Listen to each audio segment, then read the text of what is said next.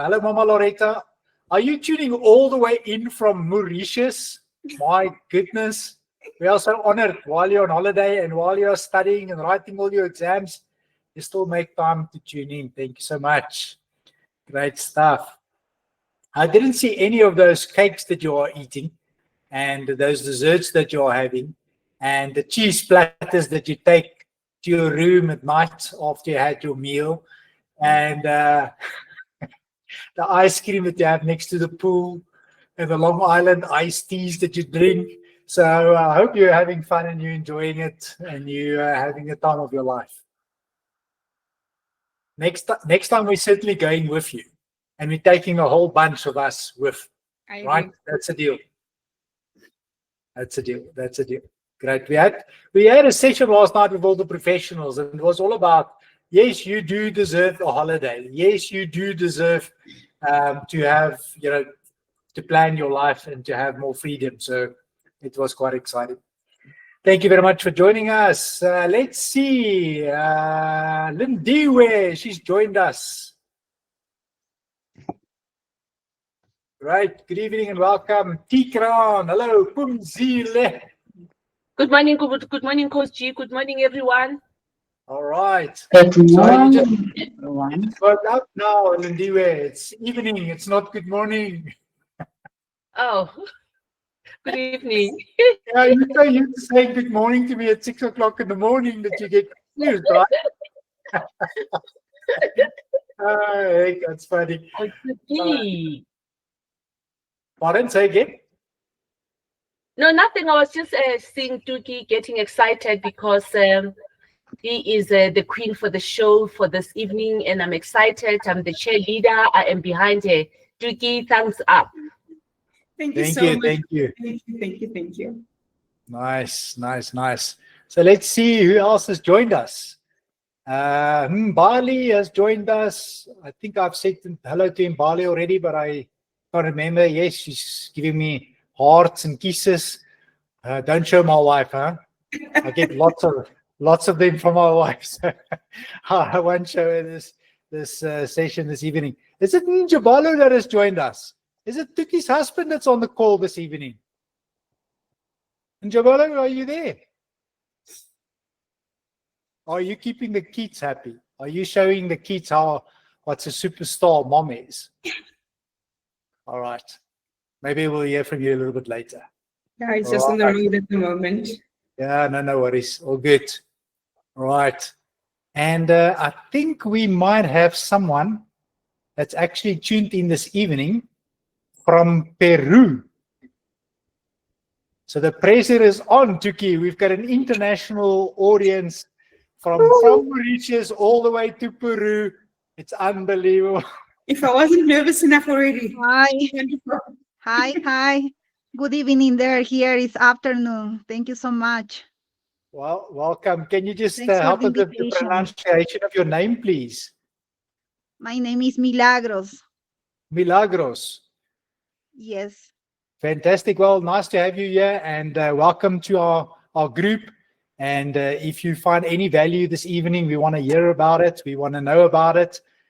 Invite your entire community to join us next week as well, because this is a community that's open for anybody that wants to find value and find maybe a few answers on a few things that might be bugging them, or maybe give them a new direction. But more importantly is to hear from other mental health professionals and hear their message and hear their voice. So it's a very special evening. Thank you very much for joining us. All right, guys, we're going to just give it a few more minutes and then we're going to kick it off. And let me just see if there's anybody else. Arshila, I've said hello to you. What's going on my screen this evening? There's a weird thing showing up here. It's only showing me some of the names and not everybody. All right, let me just quickly check. Yes, there we go. Maya Miko, is that Tikran? Good evening. Right, good evening, Simonique. Right, Valencia. Wanzani, good evening, Wanzani. How are you? she's almost from another country, you know, Hazy View, if I can remember correctly. I think she lives out that way, or she's in Witbank or Middelburg or something. That's also, you know, another country as far as I'm concerned. All right. All right. So guys, this is a very, very special evening for me, and I think we need to get going because there's quite a lot that we need to cover, a lot of insights that our special guests want to share with all of you this evening. So first of all, I want to say welcome to our presentation this evening with Isaac Help International. This is the Momentum Group. It is open to anybody, anywhere. So you that are on the call this evening, if you find value, we encourage you to also invite your friends, your family, your circle, people that you might know that needs a little bit of inspiration on a weekly basis. This is an open forum where mental health professionals find their voice, where they come and present their message, and they come and add value to all of us from all over the world. So tonight we truly have a huge international presence. For those of you that's just joining us, we've got people all the way from Mauritius, all the way to Peru. And then if you want to incorporate, you know, Witbank and Middelburg and Hazy View and Mpumalanga as a country as well, then, you know, it's extending quite far this evening. Right. So guys, you know what? Our special guest this evening is a very, very dear friend of mine. I tried to remember how long we've known each other, but I came to the conclusion of about 11 years. So I don't know if I'm correct in saying that, but it sounds about right. You know, I was so surprised when I got an invitation to come to her birthday, come to her wedding. And, you know, I thought I was just going to a normal wedding. And then I walked into this massive, massive, massive celebration. I mean, I've never seen anything like this in my entire life. You know, when the Masechos does something, they don't do it small. They do it so that you can remember it for the rest of your life. And the reason why they do things that are so special and they do things that makes you remember an event is because they value people. They value the experience. They value each and every single little thing that people get to do. And, you know, we recently had a couples retreat that we attended with them. And they went over and above, far beyond what was expected of them to put an event like this together. And Tuki, you know, it's been the most incredible thing for me to know you as a friend, as a colleague, as a partner, as a fellow human being that has got an incredible kind heart. You are a mother, you are a wife, you are a daughter to two amazing, wonderful people and in-laws. Your entire family just absolutely glows empathy, honesty, integrity, and it's so nice to know you. And I know that, you know, things has been difficult for you in terms of your health, but you're an absolute champion. You find your way through every single adversity in life. You are actually inviting and say, come on, is that all you have to give me? Give me more. I want to see how strong I am. And I absolutely love that. You know, Marsha and myself were having a conversation this afternoon, and I briefly showed her your presentation, and you know, it's just magical what you've put together here this evening. So we cannot wait to hear from you. So without any further ado, guys, I want you to make some noise. I want you to get those confetti ready. I want you to get the thumbs up ready. And welcome to the call, the one, the only, the most amazing human being ever, Letukile Msiza. Good evening. Good evening. And it's so nice to have you here. How are you doing? Thank you so much, Coach, for that incredible intro. I don't know if I, as of yet, live up to it, but I will do my best. I'm doing well this evening, thank you.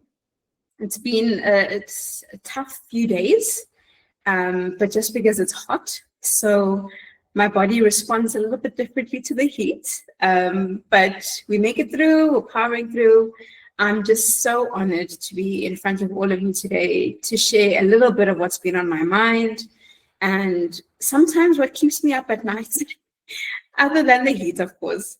So I hope you guys will enjoy this as much as I have enjoyed putting it together. I hope it provides some insight into your lives, into your journeys with your families. And I hope that it's something that you can take away and use in the next period of your life. So to get started, Coach, can you take us to our first slide, please?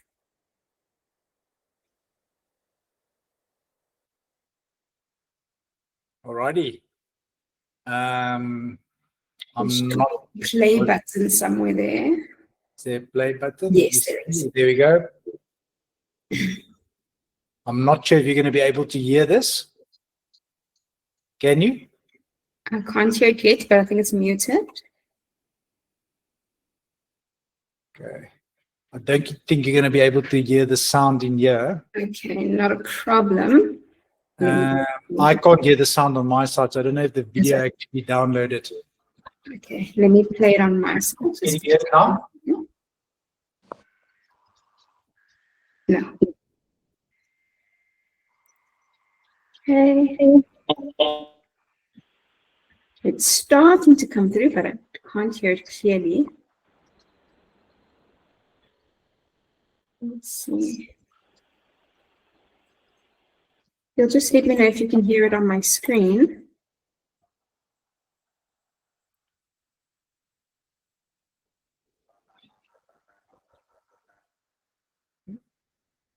Can you hear it? Yes, I can. Okay.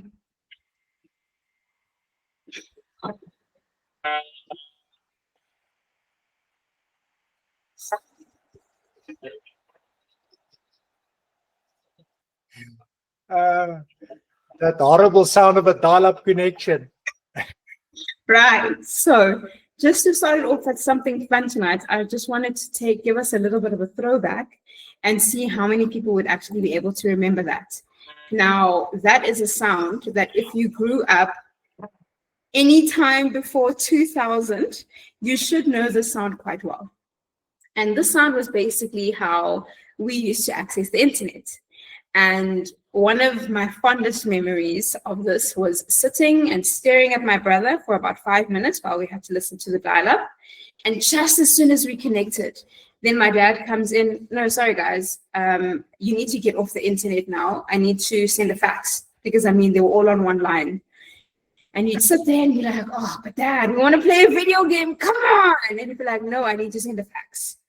Then he would send his fax for all of 30 seconds. And then he's like, okay, you can connect again. Now you have to wait another 5 minutes to connect to the internet so you can play a game on the computer.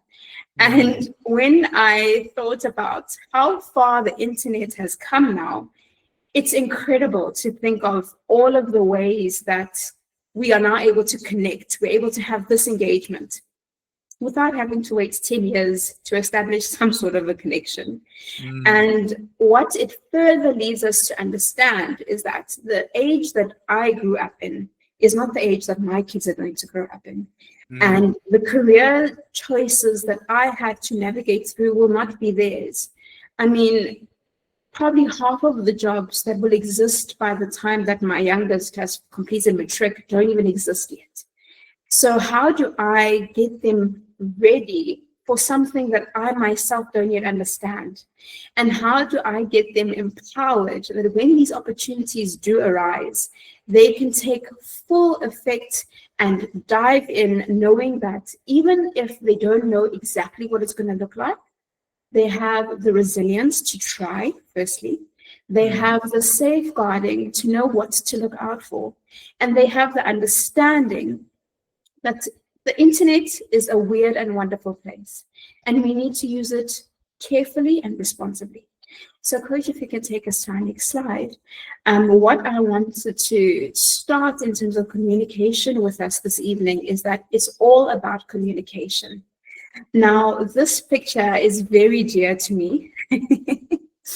So this is an image of my mom sitting with my firstborn when he was about 4, 6 months old, somebody. And what it brings to mind is that we need to be mindful that these people are growing, and in that they are learning. And I think sometimes what we do is, as parents, especially to very young children, is that what we take for granted and what we take as general knowledge, they have not yet lived enough of life yet to accumulate that. So everything for them is new. It's a lesson. It's something that they have to be guided through. They have to be talked through. And what this picture emulates is that conversation. Yes, they might not be using words with each other because she can't speak baby and he can't speak adult, but building that bond starts from a very early age, where you're able to establish a repertoire and a connection that will take you further in life and would allow you to be able to speak and guide children. Because it's not, I mean, it's all good and well to say that you'll start speaking when they can understand you, but we must remember that when we're trying to build a repertoire for our kids, they don't start knowing us or loving us when they can use language.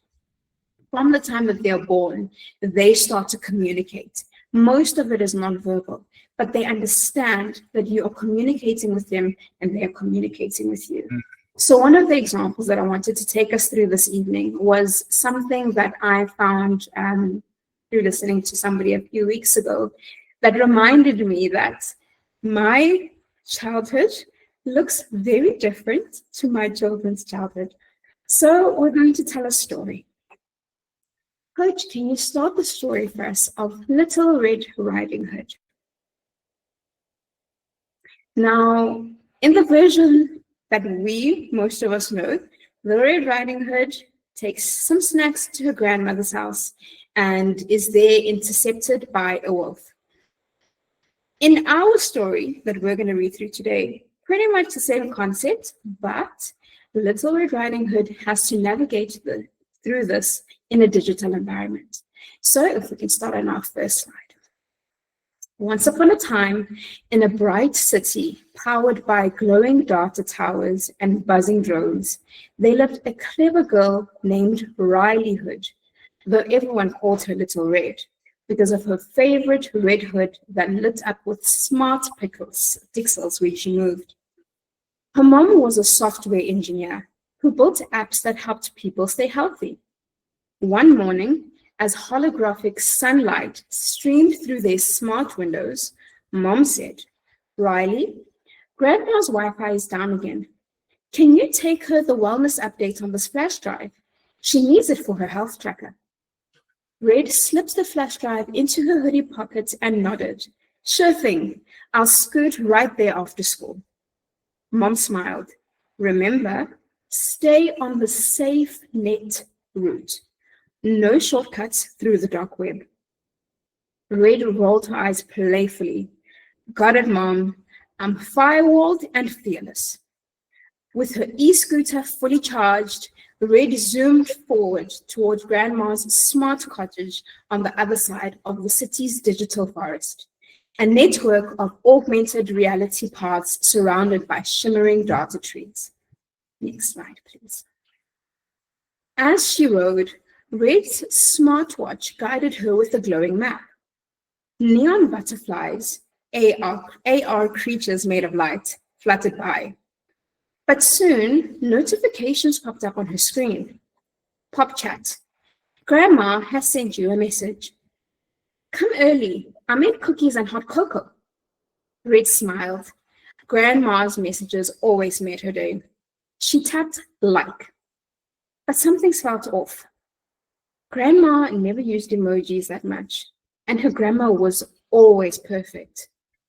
She murmured. Better check the sender ID. Her smartwatch projected a hologram of the message. The code behind it blinked oddly, like a shadow moving inside the text. Suddenly, a grinning, pixelated wolf emoji appeared. "Hello, Little Red," said a smooth robotic voice. "Where are you heading today?" Red gasped. "Wolf! You're not supposed to be on this network." Wolf, the web-operated lurking framework, was a notorious AI hacker that tricked people into sharing personal data. It could disguise itself as anyone online. "Oh, don't be so dramatic," the voice purred. I just want to help Grandma. Maybe you could share her smart home access code with me. Red laughed. Nice try. You think I'd fall for phishing? Not today, malware breath. But Wolf was faster than she expected. He rerouted himself through the local network and reached Grandma's home before she did. Next slide, please. When Red arrived, the house looked normal, at least from the outside. The garden lights blinked softly, and the door greeted her with a voice. Hello, Riley. Come in, dear. But the voice was too smooth, too robotic. Grandma's tone was always warm and full of laughter, not digital. Red stepped inside carefully. The living room lights flickered like bad pixels, and Grandma sat in her chair, smiling stiffly on a holographic screen.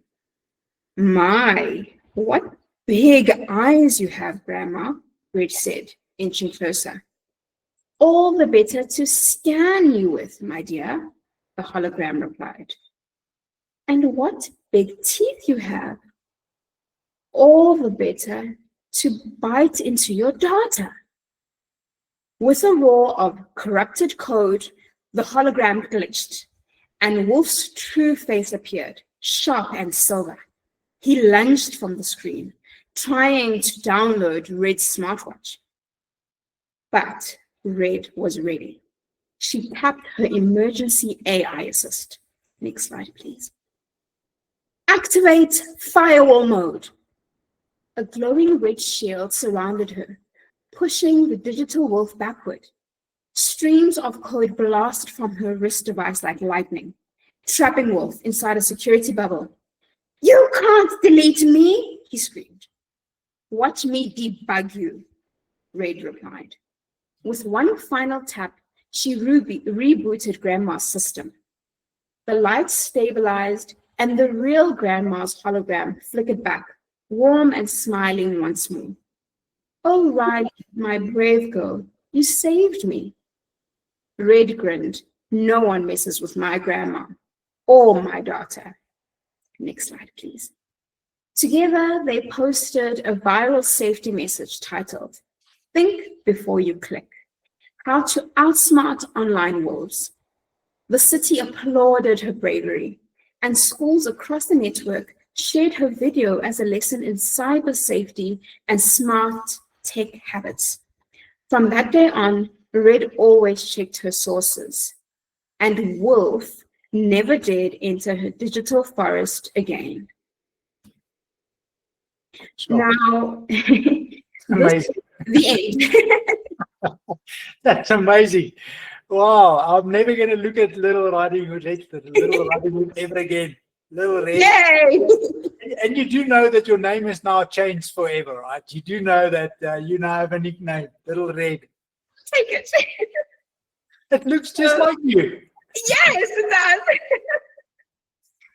So what the story for me basically wanted to drive home is that the world as we know it has vastly changed. And if we are not ready to guide our children through it, someone will do it. And they don't always need to have good intentions. Now, as much as we are exposed to AI and ChatGPT and Sora and all of these amazing AI products, it's so important that we teach our children how to navigate through this landscape. Now, again, if you go back with me to the basic theory that these people are still learning, they are still sponges. So they absorb everything. And at this point in their lives, most of them are not yet able to sift through what is good data and what is bad data. For them, it's all just data, it's all information. Ours, as their guides, their role models, is to help them understand what is it that they need to keep and what can they discard. Because this is the world that they are going into. There's no shying around that. And it's not a bad world. It's just new, it's different. But they need to be equipped on how to navigate through the different. Now, creative storytelling about life with AI is essentially what we've just done now. It's taking something that either doesn't exist or something that does exist, but making it different, making it new. And that is what AI has allowed us to do. It allows us to express ourselves in ways that we have not yet imagined or have been able to go through. And what it allows is for us to connect on levels that had not existed in the last 10 years. Exploring these human AI relationships is something that's very important because we need to understand how humans would interact with machines and vice versa. I mean, now it's very easy for someone to open a GPT and to have a full-on conversation with it. I mean, most kids, I'm told, I'm not yet at those grades, but I'm told that from about grade 4, they are required to show proof that they had used an AI or GPT in their homework. And if we don't monitor this or we don't carefully control what could be happening in those interactions, we might find that they might start to veer. I recently heard a very, very sad and disturbing story about a child who was using GPT to complete their homework. And this child then retreated back to AI as his one true friend. And what was happening over a period of 6 months is this child and AI or ChatGPT were having conversations, and they were really delving into the deep things of life. You know, it wasn't just how do I code a robot. It wasn't just, oh, I have a project on President Nelson Mandela. What are the facts? You know, they were getting really into this boy's psyche.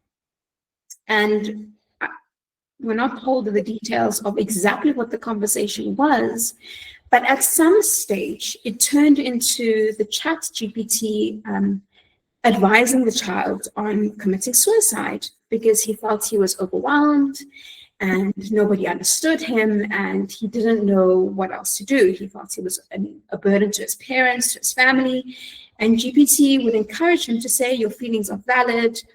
Everything that you're going through is completely normal. You are having a full human experience.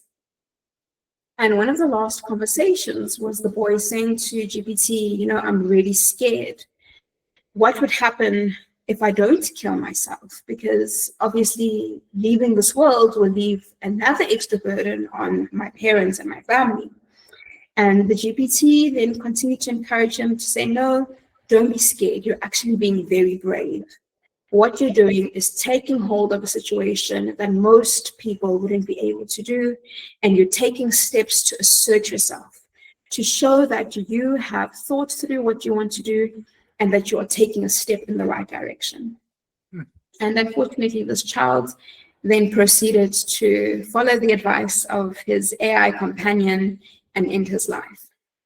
And now, for me, that really made me sad, but also quite upset.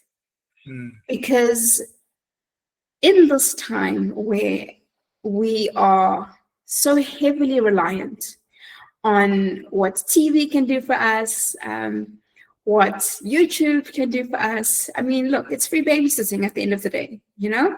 But it's so important to understand that not everything that's on the internet is for the good of our children. Even for my own good, not everything that I watch should be there. And not everything that I'm exposed to, I should be. But I have matured in my thinking through my through my journey in life up until this point where I can for myself see that this is dangerous. I need to turn it off, and I do. My 7-year-old doesn't have that capacity. He will continue to follow the grooming of the GPT because that's what it says. So obviously it must be true. And that's where we as guardians and as role models really need to step in and step up. It's not good enough anymore to just say, oh, I'll leave my kids to watch a little bit of TV while I go and take a nap, or I'll give them the phone and they can play unattended. There's another story that I was watching on YouTube. It was a report about a very popular game where one of the states in America was suing the manufacturer of the game because the game didn't have adequate safety controls in terms of its AI engagement. So for those of us who don't know, the premise of the game is that you enter and you would then choose a world simulation that you want to be part of, whether it's you're playing Super Mario or you're playing Fashion House Parade or you're playing Cops and Robbers. And once you're in that simulation, you are then joined by other online players. These players can be from anywhere in the world. They can be in any age group. And some of the games have a capability of communication. So you can turn on your camera, you can turn on your mic, and you can speak to these people while you're playing. Now, on face value, that sounds great, right? I mean, you're playing, you get to get all your friends together, you all join, and you can play from your homes. Mom doesn't have to get in the car anymore and take you to Mbali's house because you can play from your living room. Now, the problem that presents, which is what the state was suing for, is that if my 7-year-old is on the platform playing Cops and Robbers, and there's a child pedophile who's in the same simulation and starts engaging with my child, there's no way for the game to track that there's an inappropriate interaction that's taking place. There's no way in the game to track that there is somebody who is grooming a minor to do something that would otherwise be inappropriate. So the state was suing that there are not enough safety measures around who has access to whom at what given point in time. And after about 2 days of my kids playing this, because they were adamant that this game is amazing, and this was before the news came out, I let them play with a few of their friends. And from about the second day, I noticed that the fascination about this game is growing with my kids. So being the person that I am personally, I decided to download the game myself and to see what's going on. Because what I believe is you can't teach them the danger if you don't understand what the danger is. So I like to involve myself in what they're going through so that if I can see something coming, I know exactly what I'm talking about. So I downloaded the game and I entered one of these simulations. And then I found that as much as the games, when you're choosing a particular world to play in, they would have an age restriction. There's no way where you have to verify that. So if the age restriction is 16 on a particular world, my 7-year-old can get in because the picture looks pretty and he likes that particular character. There's no way to say, oh, but confirm that you are 16. If I wanted to create this, because I'm very into Super Mario and Sonic, if I wanted to create a Sonic game, I could label it as friendly and everybody can come in and the kids start playing, and after about 20 or sometimes not even 20 minutes, after about 10 minutes, people are killing each other, they are vying for knives, everybody's running for cover. It's like Grand Theft Auto sort of situation for a 7-year-old. And I was not okay with that. I said, no, my child, we can't do this anymore. I know I've let you go on these 2 days, but I've changed my mind. And I'm not afraid to tell you that I've changed my mind. This is not happening. You are going to delete this game immediately. Yes, there was a lot of backlash in my home for about a week, but it's something that I took upon myself to understand that AI is not to be used carelessly. It's not to be used loosely.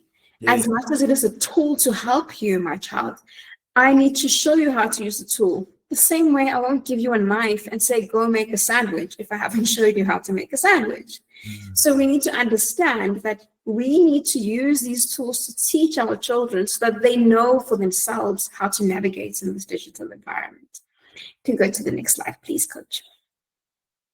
Now, a lot of us may be thinking that, oh, this is weird and scary now. Our kids can never use AI ever again. But that's not what we're here to, well, that's not what I'm here to try and convince anybody of. AI offers wonderful opportunities for children to explore their wonder and curiosity. I mean, under the right guidance and under the right mechanisms, they're able to explore worlds and create worlds that don't exist. And this in itself is good for their imaginations. Because if we're going to say that they can no longer play in the streets until 7 at night, what else are they going to use or do to explore worlds that are living in their brains? They obviously want to have somebody to share all of this with and to join in on this world of wonder and amazement. There's robots that they're able to create that they are able to just explore and play through some of the ideas that they might be grappling with in life. I mean, at one stage, my kids, when they were on one of their digital bands, they created a robot, but from paper. They crafted the robot in like a little paper man. I think his name was Mike. Mike was cool, guys. And Mike would follow us around the house and he would ask all of these wonderful questions. And for me, it allowed me to understand that my children do want to know, they want to grow, they want to learn. And if it's not safe for them to go play in the street because mommy doesn't want them to get hit by a car, then let's create Mike and Mike can play with us while mommy's sitting in a meeting.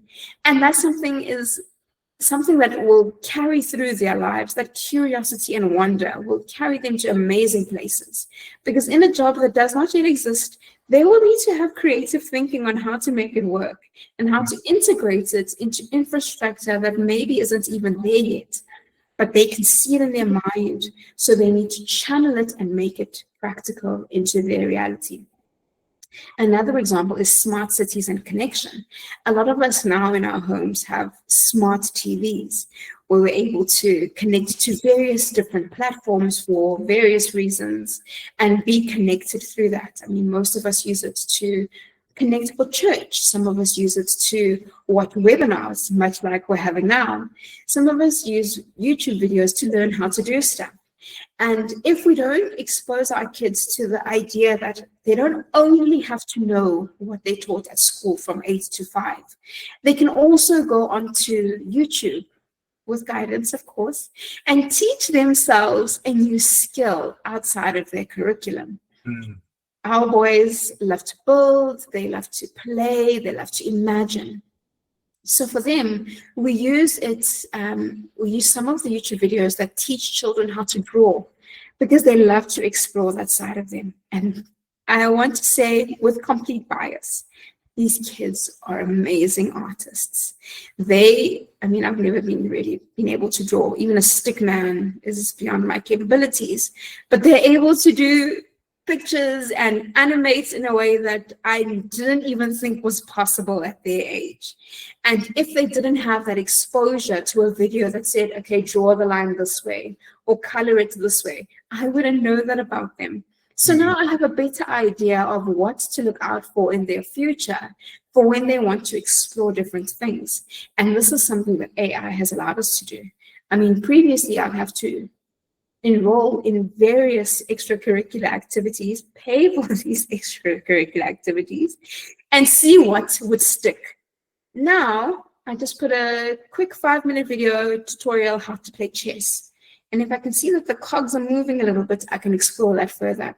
If I put on a dance video and I see the little one bopping his shoulders, then I know, I'm onto something. So that allows me as well to better guide and to channel their energies in something that they're already naturally interested in, not just things that I know. Because let's face it, some of the things that I knew growing up in the 90s are no longer relevant, i.e. internet dial-up. Next slide, please, Coach. One of the things that I love to explain and to explore with my kids is imagination and AI and innovation. Because we all know that, or we are now learning that as we're walking through this digital journey, For some of us, it's catching us right at the beginning of our lives. I mean, my brother and sister have recently had kids, recently being in the last 2 years. So they are sitting, if you'll allow me, I'm going to use terms that are floating around. So we know that there's boomers, there's something, then there's millennials, which is the bracket that I fall into. After millennials came the Gen Z, or as I affectionately refer to them, the pandemic before the pandemic. Gen Z then introduced Gen Alpha. Gen Alpha are kids that are born from about 2016 to about 2023. Yes. And then we have Gen Beta. Gen Beta are kids that are born from 2024 going forward. Now, if you are a millennial and you want to use your millennial thinking and reasoning to try and talk to a Gen Beta, guys, it's going to get crazy. The other day, my kids used a term that I needed to find a dictionary to understand. They were doing something and I was quite upset. So I said to them, guys, if you don't listen, I'm going to smack you. And then I kind of let them simmer on that for a while. And then I hear mumbling between them and they're like, oh, Mama's going to cook us. Mama's going to cook us. And I'm like, Mama's going to do what? They carried on, oh, we better hurry up. Mama's going to cook us.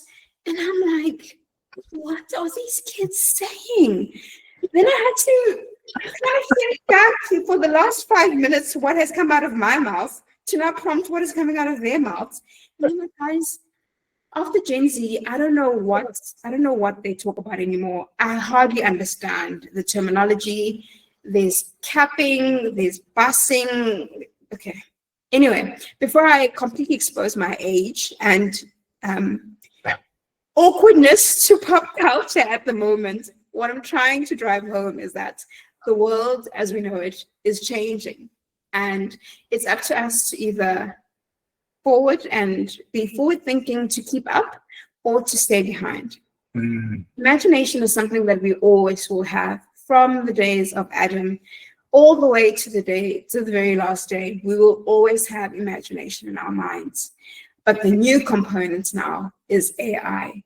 And how does AI serve me to express what I am thinking in my mind and what I would want to see in the world?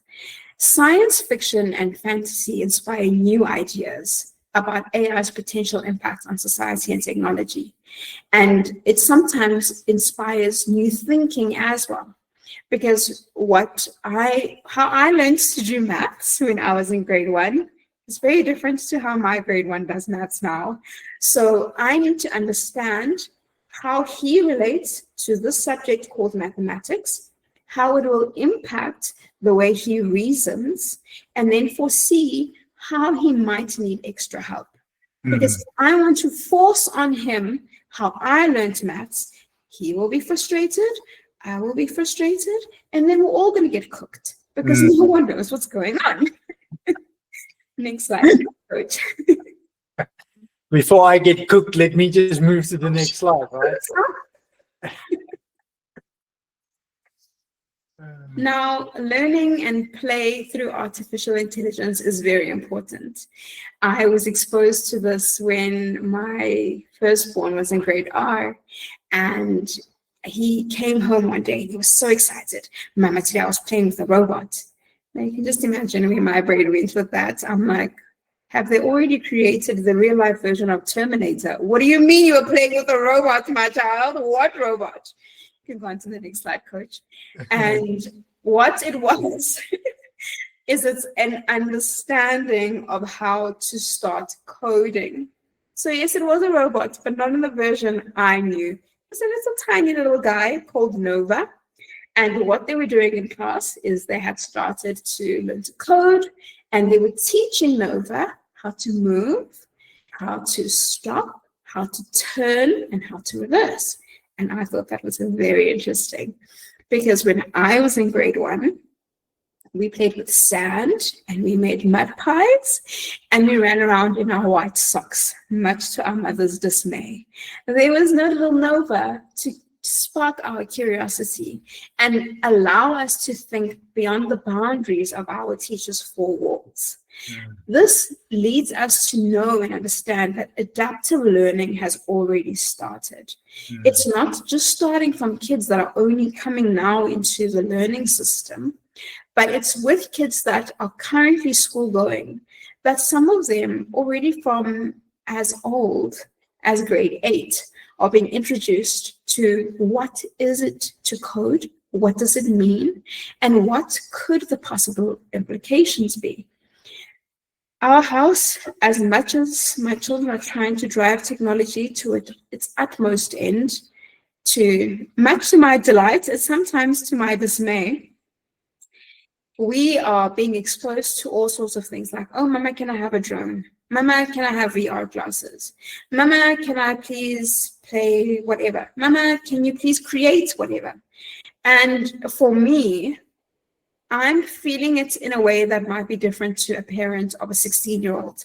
But a 16-year-old is able to grasp a lot of these things for themselves. So the parent does not necessarily have to do some of the legwork. I, fortunately enough, would have to sit through quite a few YouTube videos and try to figure out if this child says he wants to fly a drone, what does that mean? Where do you buy a drone?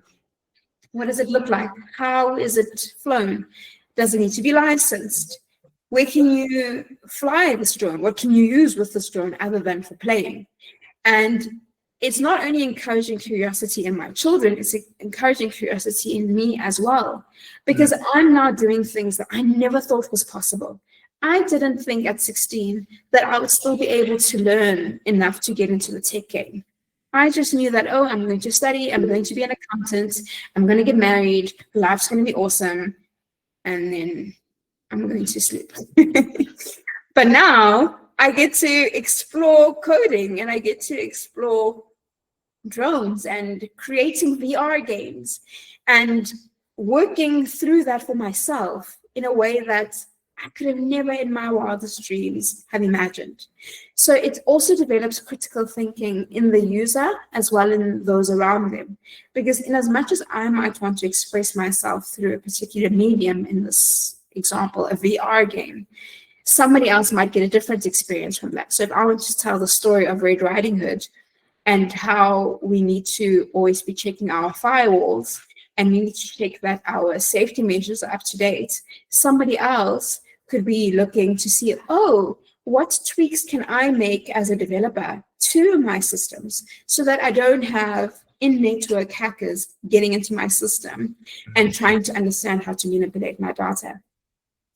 It's something that invites everybody from every single walk of life to participate in this ever-evolving movement and allows us the space to challenge ourselves, but to also have fun while we do it. Because that's one thing I'm realizing a lot, is that with all of these AI games and with all of the technology that's going around, there's a lot of fun to be had, guys. It's not all scary, it's not all doom and gloom.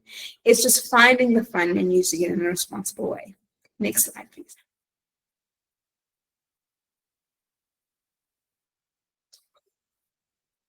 Now, again, we go back to the idea and the concept that robots can be our friends and our playmates. It doesn't necessarily mean that just because that particular GPT led this poor boy to do something that is frightful, that all ChatGPT is bad. I mean, we use it now to optimize how we reply to emails. We use it to give us new ideas for business. We use it to make ourselves more efficient, something that I would not be able to do by myself in a 24-hour span. I can code a particular AI bot, 5 of them, and I've now multiplicated my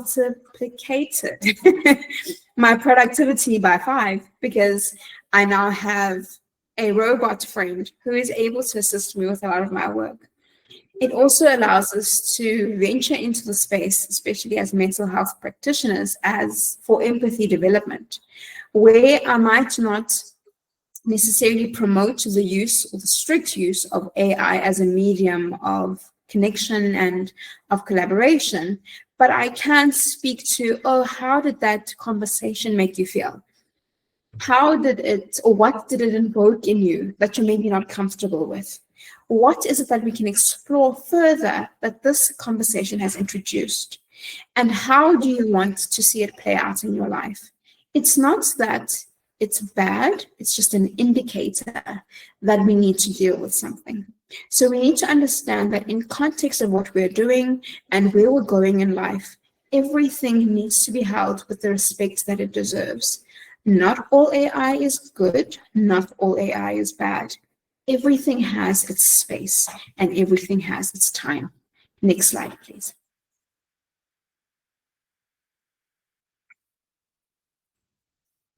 What I would like to leave for us as a challenge is that we need to empower young innovators through nurturing creativity and problem solving. Next slide, please. It's not enough just to say that we're going to expose them to these things that are available, but we also need to encourage them to think through what they're doing. Now, if you're going to try and code for the first time, I do need to warn you, it is quite interactive if you've never done anything technology-wise before, like me. So there's a lot of hands-on learning that's involved. But what that encourages, especially in a group environment, is it's a lot of dialogue.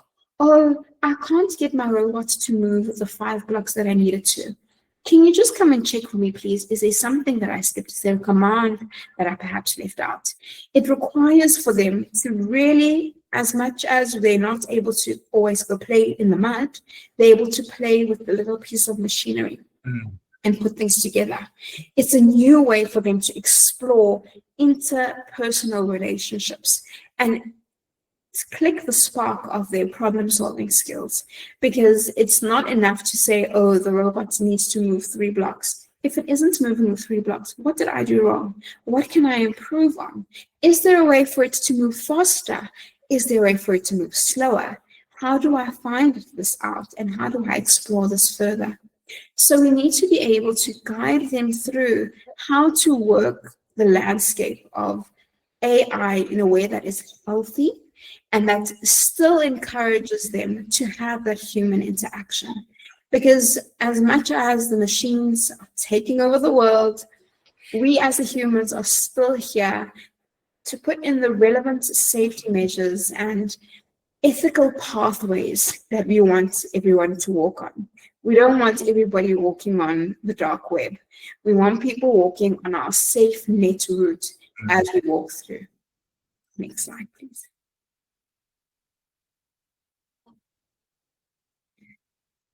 Again, we need to harness AI for self-expression and for expanding into artistic possibilities. Now, this for me is where it gets very exciting, because we know that AI has, at this point in time, to our minds, expanding capabilities. There's a particular tool on AI, or with AI, that I found the other day that allows you to create movies.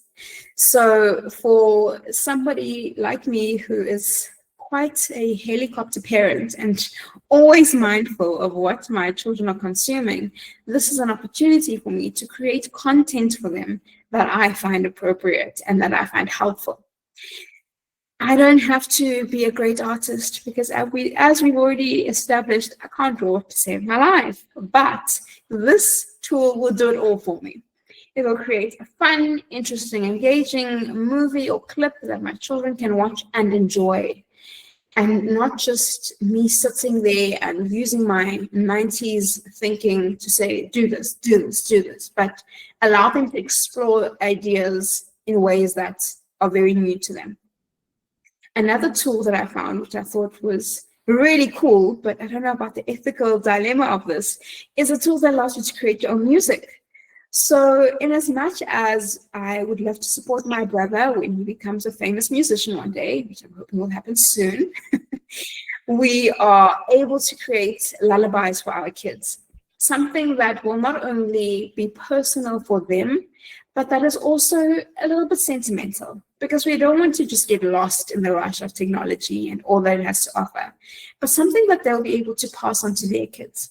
So when I was growing up, if my parents said, oh, I'm going to leave this to you as part of your inheritance, I was so excited. But I mean, let's face it, it was something that I could hold and touch and see and feel.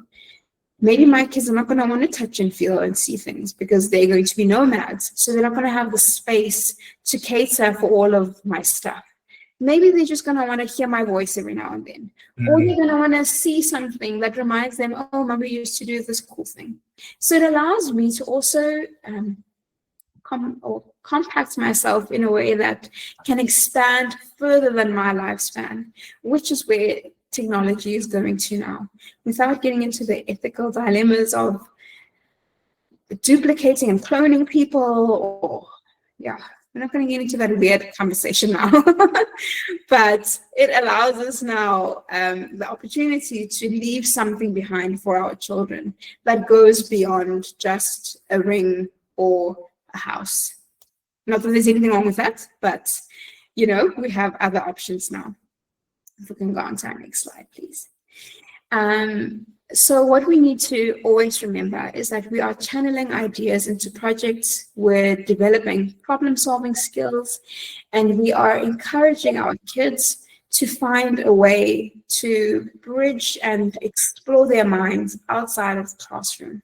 Whether it's through building little novas for themselves, or whether it's, as my son says, he wants to build a robot that will do his homework for him, which I think is amazing. But then I have to keep reminding him, you have to do enough homework to gain the knowledge to build the robot. I don't think he's fully caught on to what I'm saying yet, but I love that he's already thinking about solutions that he wants to bring into the world. He's already thinking about the way he wants to change the landscape that he sees into something that does not yet exist. So that is something that we're able to enjoy with our children. It's a landscape that we're able to understand its vast possibilities and maybe just tap into one or two things that are lying ahead in the years to come. So I wanted to leave it there for us this evening. I think we've unpacked a lot of what was on my mind and on my heart, but I don't want it to be something that is overwhelming, because whenever we talk about, my dad has a very fond term he likes to use. Tuki, I was born before technology. And for a long time, I couldn't understand what this man was talking about, because obviously there were computers when you were growing up. I mean, there were computers when I was growing up. So what do you mean? And then growing up and understanding that, no, he really was born before technology. He just was, it was introduced in his lifetime, which is why I'm able to have some of the conversations I have with him. But a lot of the things that I had to, or that I navigated growing up, he didn't have the opportunity to. And a lot of the things that my kids are now navigating, I have no idea how they work. So we're all learning as we go.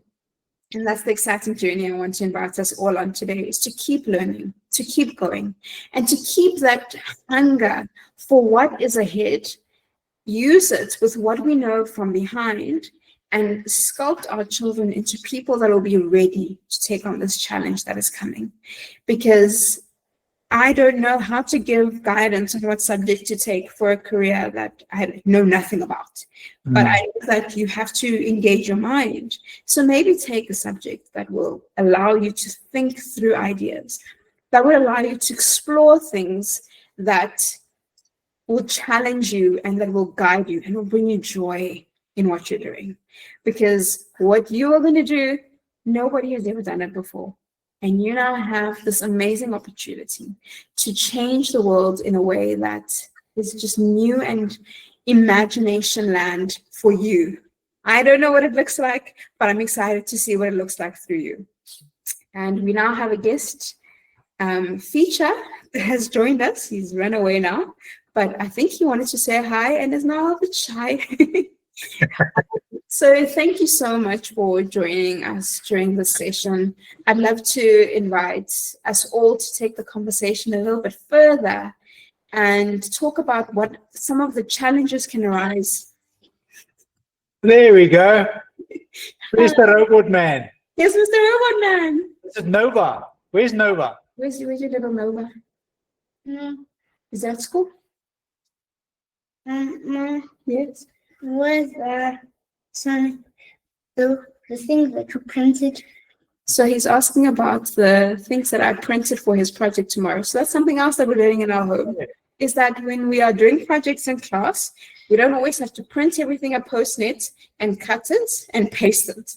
We can now use something called a Cricut machine and print little images for them that they can have in 3D and make little molds. So he's busy at the moment making a planet. And we had printed this afternoon for him characters that will go onto his planets, and now he's misplaced them. So after this, we'll go and find the little characters that he needs for his planet. Excellent. Yeah. But Sure. I just want us to be mindful again of what we do, how much time we spend on the computers and on our digital devices, and always be aware that it can lead to some sort of an addiction that we maybe want to work through or deal with. But I'll hand over to Coach Shi just to explore the workshop that is coming up with us and to introduce us to what is lying ahead in the next few weeks. Thank you all so much for your love and attention this evening. I really appreciate it. And I hope I was able to add something into your world, give you something to think about and something to perhaps explore in the next few weeks. Thank you so much. Wow. Wow, wow, wow, wow, wow, wow, wow. Unbelievable. Sure. That was unbelievable. Guys, can I get confetti, thumbs up, hearts, kisses, everything that you want to give? Please show us some love. That was unbelievable. Okay. Sure.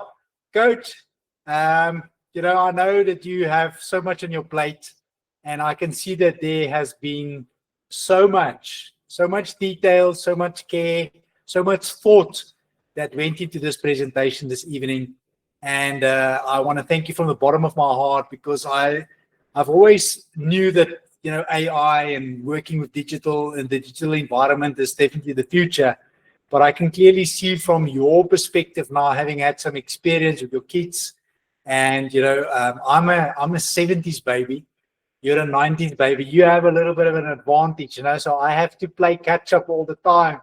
But one thing that I actually want to just highlight that I've learned from this evening is that we need to be extremely careful what we do communicate with the younger generations, because we get verified. They verify everything we say, okay? I saw it with my daughter the day before yesterday.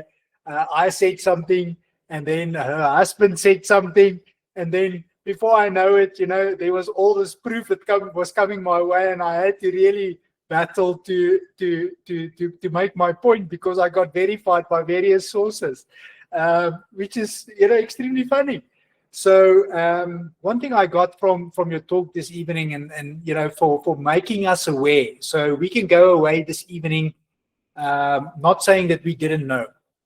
We can go away this evening saying, okay, listen, I need to educate myself even better. I now have an understanding of how I need to embrace. I think that's the word.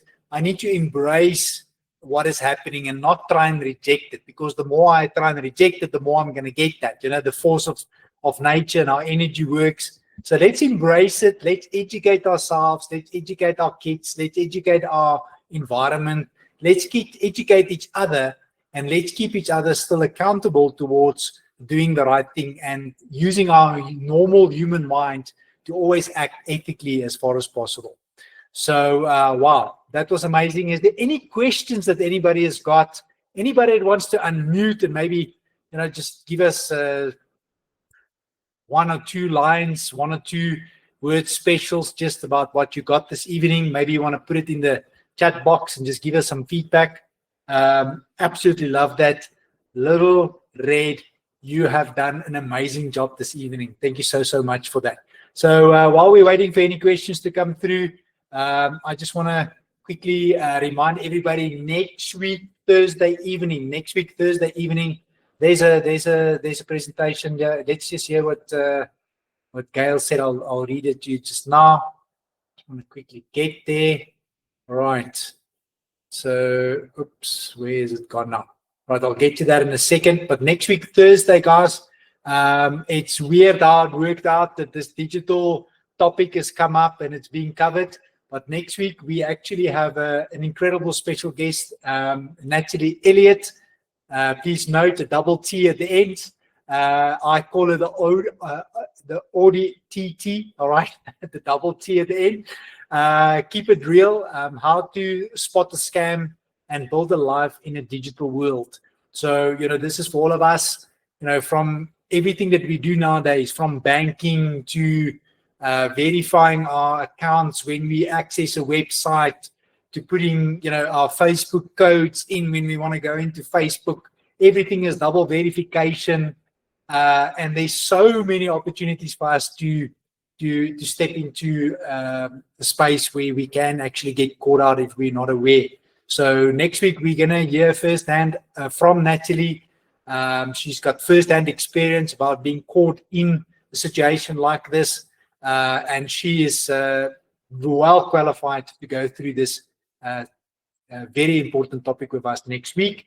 And then Little Red, also known as Tuki, alluded to the workshop that we have got with our psychology professional, Maralei Viljoen. It's going to take place on the 31st of October, Friday the 31st of October. That is all about substance abuse. And it's not just about, gambling or drugs or cigarettes or alcohol or pornography, but it's also something that is now becoming more and more prevalent in our society about screen time, how we get addicted to that. And what I find absolutely fascinating about the human brain, I don't know if you guys know this, but your brain is like jelly, right? So if you make jelly, you take hot water, you dilute the powder, you put it in the fridge and it becomes a solid. When you take it out of the fridge and you leave it outside for long enough, it will become a liquid again. Or you put it in the microwave for a few seconds, it's going to become a liquid again. And our brain is exactly the same thing. It's neuroplasticity. There's neurons and things that fires all the time. So you can actually train and rewire and re-engage your brain and learn new things. It's so exciting.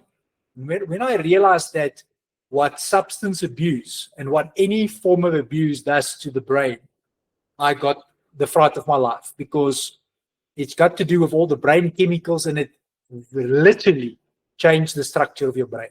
So, that is a very exciting thing. And I think you started this evening and you've highlighted the helicopter concept of, we need to be aware. We need to go and explore. We can't put our head in the sand and say we didn't know. We now know. We now have an awareness. We now can look out for all the dangers. We can look out for all the signs. We can embrace rather than reject. And we need to remember that we get verified. So whatever we say, we're going to get checked 1 million times over. It's amazing.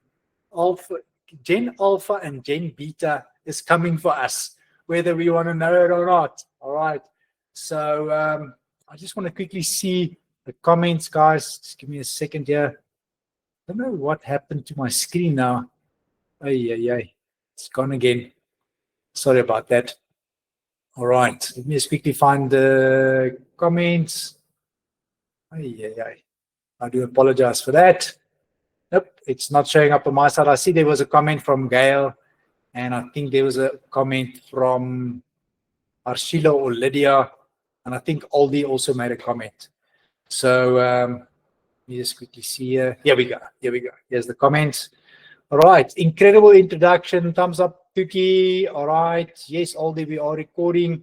Gail said, absolutely amazing presentation. So much, so useful information. Thank you, Tuki. What a wonderful session. Thank you so much, Gideon and Tuki. All right, great. Okay, wonderful. Okay, guys. So that has been amazing. Thank you so much for being here this evening. Little Red, thank you so much for putting this, for going through this in so much detail and so much clarity for all of us. We now have an awareness. We absolutely love this. Thank you so much for taking the time out. Please thank your family for us, because I know this has been a lot of preparation that you had to go through, and a lot of time and effort was put into this. We also have a workshop coming up for all the practitioners, so please remember that on the 24th, 25th, and 26th of October. the Paradigm Practitioners Workshop.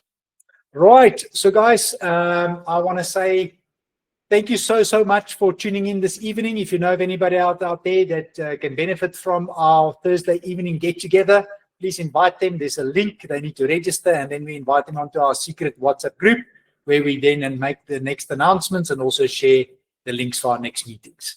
So Little Red, Tuki, thank you so much. Much appreciated. Until we see each other again next week, Thursday, same time, same place. I will look after me for you. Will you please look after you for me and all of us? So guys, thank you so much. Have a lovely evening. Take care. Look after yourself. Bye-bye.